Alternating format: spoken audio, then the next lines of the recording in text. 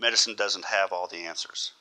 They don't have all the answers. There are still techniques and practices out there that they don't know of, and by limiting themselves to what they read about in the journals, nobody's willing to take a step to find out if there's a possible treatment that will actually work, that will meet or exceed the expectations to treat some of these other conditions. And if, as long as the sources and everything are fine and the health is fine, I don't see any problem with examining every facet or opportunity to get to that point of treatment. My name is Larry Brothers. I practice optometry in Joplin, Missouri. I'm in Springfield at the Stem Cell Awareness Seminar this afternoon, where we got a chance to hear about some of the other opportunities available for people, and for the students, for the kids, for the families, to have stem cell treatment as a treatment for their kids to change their lifestyle.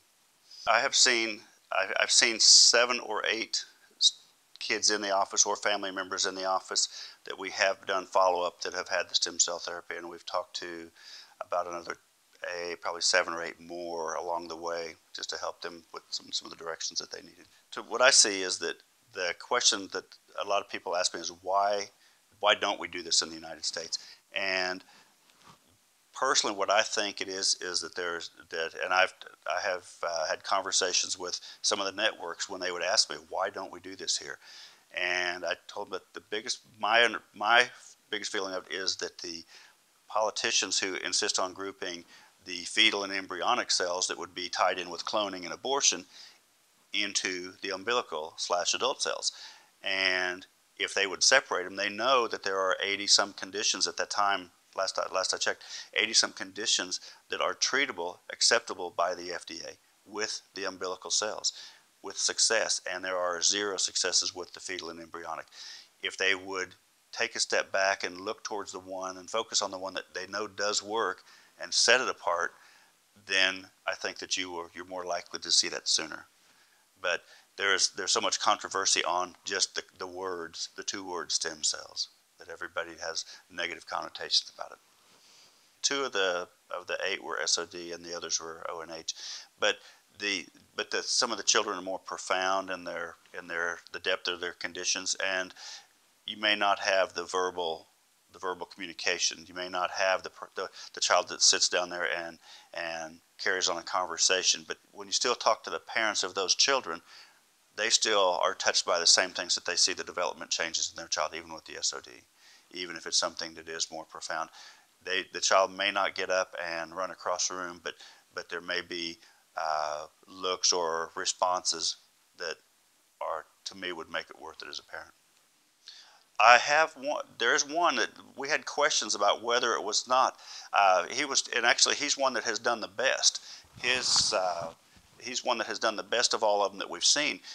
We thought that he might have been misdiagnosed, but he was. The others felt that the diagnosis was correct, and they did the procedure on him, and he is actually the one that has improved more than anybody else. That he is the one that is running through the house, and he sees last time we saw him, he was about 2060 to 2080. He is doing just fabulous with what he's got. With some of the individual kids, we have seen the first child that we saw was seeing about 24,000 one day, or one month post-op. They were down, which is the big E at 2 feet. The next visit 1 month later, they could see down to the 3,000 foot letter, and so it was a 25% improvement in 1 month. That same child is now down to about a 2,600 letter. That is the best one that I've seen is around 2,160, 2,100, somewhere in that range. And these are kids that had various degrees of blindness or partial blindness, light perception.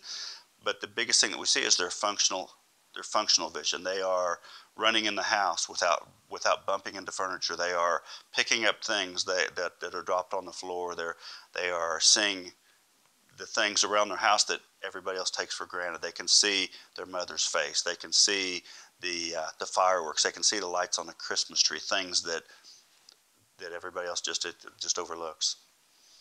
You don't see perfection when the people that you see have gone through this, but you see significant, dramatic functional improvement in their quality of life. Do they see 20/20? No, but it's just a number. They do things, they can function better now than what they did before the treatment. The way we check the acuity is with the Snellen eye chart. We use a low vision chart which sits in the child lap, but it's basically a large eye chart. When you see the when you measure a large letter on a single page on a chart, they have one chance to get it right or wrong. There is not the next page, just as in the eye chart, is a letter that's much smaller. So it's hard to in the weaker prescriptions. It's hard to get a definitive answer. If the child comes in tired, they may not be able to see the one big letter. They may get it right the next time, but if they miss it the first one, the next page is another 25% or 30% improvement, or a smaller letter, and they may not be able to visually see that. And so the changes are small. That's why the longer term follow-up becomes necessary, because you can't just look at it from day to day. You have to see the trend. You have to look at the trend and follow the history on it. The acuity is not the best test to look at the chart, the eye chart.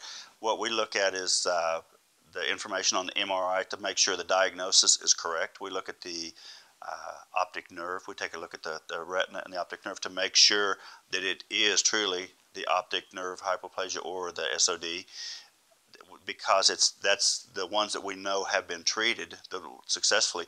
We look at having an MRI done, as well as an ERG, electroretinogram, and or visually evoked potential and or visual evoked response, which are electronic testing to test the function of the optic nerve and the optic pathway to make sure the signals are getting from the eye in front to the vision center in the back of the brain.